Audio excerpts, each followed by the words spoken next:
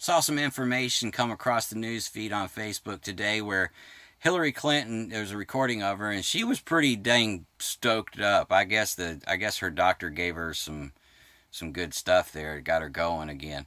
But she was pretty stoked up, calling Trump supporters, not so much Trump, calling Trump supporters divisive and uh, dangerous and negative and dark or something like that. I guess I don't know. She really stepped in it with that one. Look, guys. Okay, number one, when a liberal attacks you like that, when they're saying that there's something wrong with you because of the way you think, that's really the only option they have because they can't really defend their principles.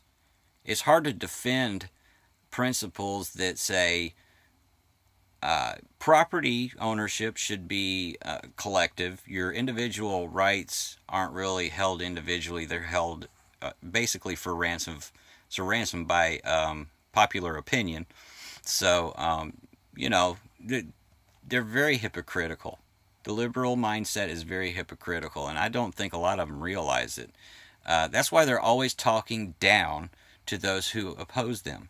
They will always demean you, they will always degrade you, and they will always do the very things that they're accusing you of, too. If you ever want to know what a liberal plan really is going to do, look at the title of it, flip it around, and that's what they're really up to, okay? Social equity is about social division. Environmental sustainability is really about controlling resources.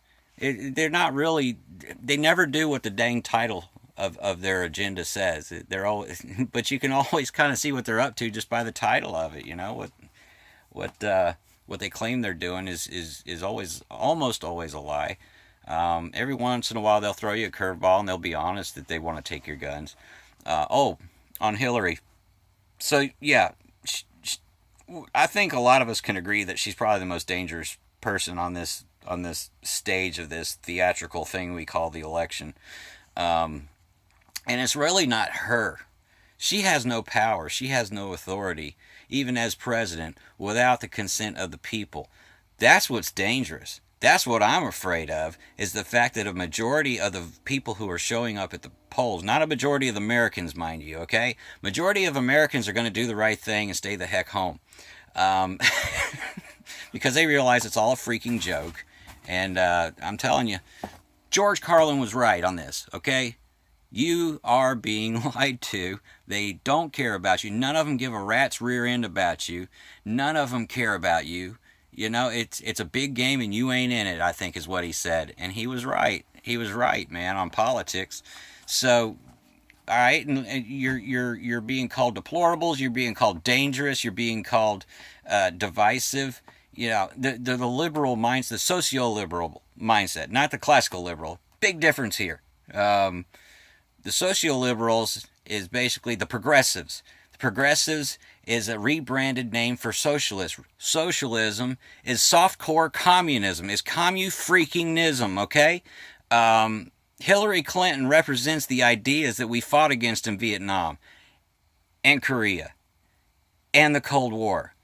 Billions, trillions of dollars, thousands and thousands of lives lost to defend this country, supposedly, allegedly, for our freedom. Freedom from what? Well, the people we fought were communist and Marxist tyrants, all right?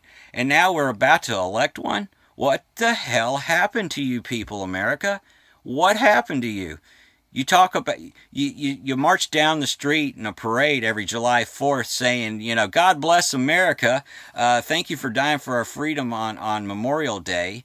Honoring the guys that didn't die on Veterans Day, right? You want to honor them? Don't let communism happen here, all right? And if you let communism happen here, quit doing that other crap because you're a stupid hypocrite, all right? If that flag really means anything to you, that idol that we call the American flag that we are supposed to pledge allegiance to, or we're some sort of sinner going to hell. That's another story. We'll talk about that some other time. But if you really feel that way, though, this should just be gut wrenching to you. And I know to a lot of you, it is.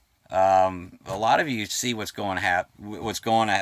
to happen, what's going on, things that are happening.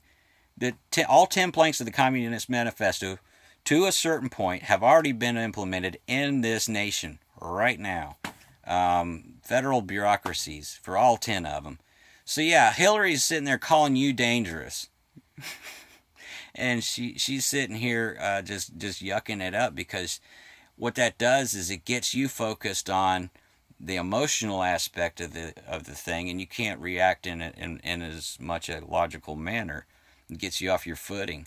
And if you ever want to come back at a liberal who's attacking your character, all you have to do is just start giving them logic, start giving them factual information, and that'll shut them up, or it'll really tick them off a lot of times. But don't let it get you down, all right? And here I am defending the supporters of Trump, and this is the goofy thing about politics, y'all. It makes strange bedfellows, they say. I'm sitting here just my guts just unsettled, because we have this. I've read the manifesto, I've read Mein Kampf, I've read 1984, Animal Farm, all these other books. I've seen this stuff, fiction and nonfiction. It belongs on the fiction shelf, and it's happening, man, right in front of our eyes. And I know it's very upsetting to a lot of people. And when they call you these names, just screw them, okay? Don't let it get you down, okay, guys and ladies. But anyway, the other thing I wanted to point out is that there's a lot of folks that are chatting here lately about the Supreme Court. You have to vote for Trump because of the Supreme Court. If we lose the Supreme Court, it's all lost. You already lost the Supreme Court, okay? Yeah. I think I mentioned a little bit about that the last time. There were 2 Supreme Court justices that voted against Roe v. Wade. One was a Democrat, one was a Republican. Of the justices that voted in favor of the outcome of Roe v. Wade, a majority of them were Republicans. The Republican justices have been just as destructive to life, liberty, and property and the Constitution as the Democrat justices have. They all need to be removed. They need to wipe that place clean.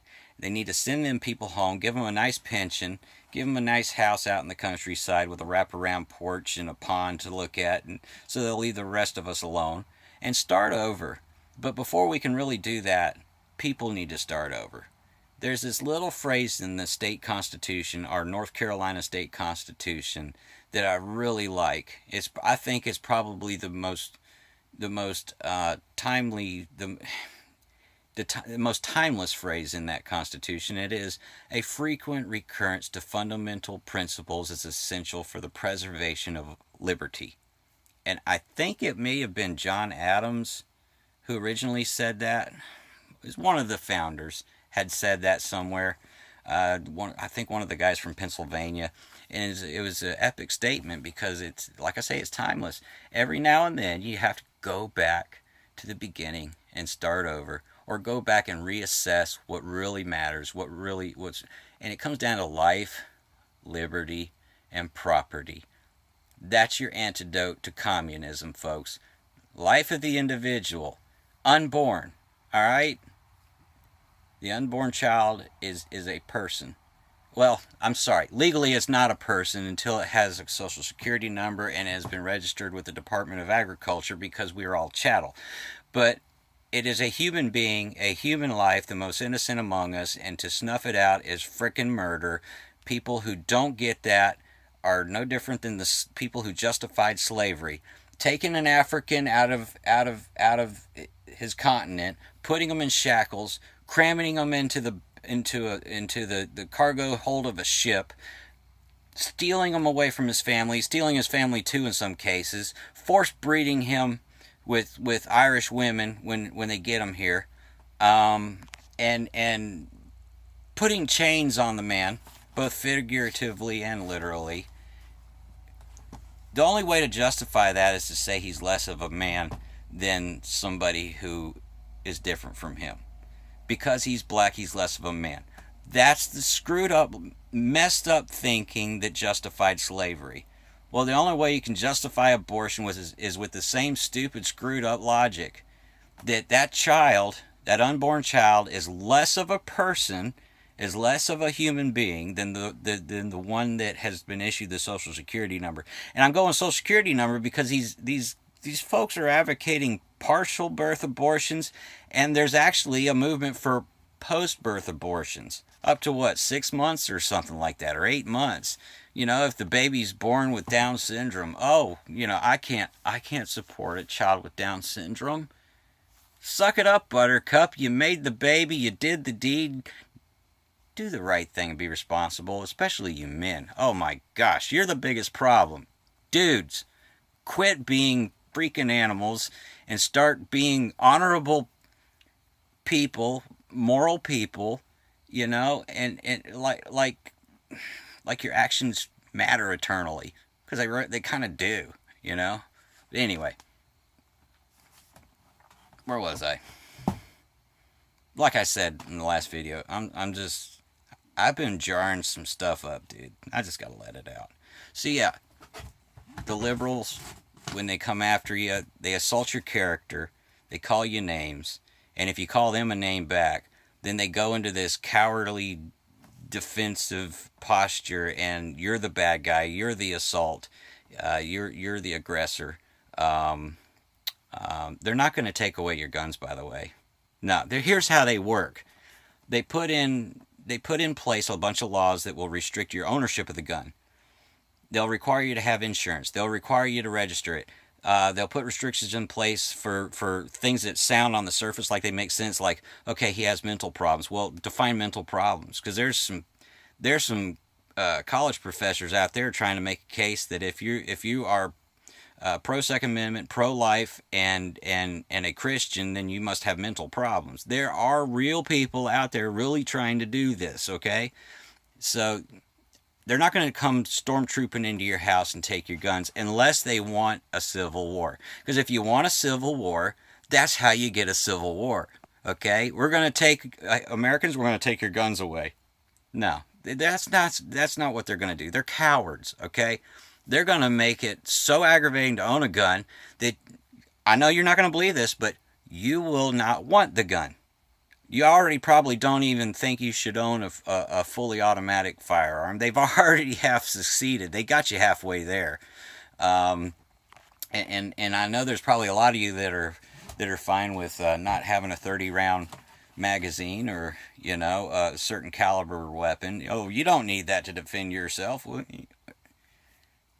go Second Amendment. I touched on that a little bit last one, didn't I? But quit being led by the nose, folks. When they get you emotional, when they get you mad and fired up, that's when they can control you the easiest. Because you can be manipulated easier when you're not thinking with logic. When you're thinking with emotion, logic leaves the building pretty easy, and you end up being fodder. So keep you cool. They want to call you names. Yeah, you just repeat after me. Bite me.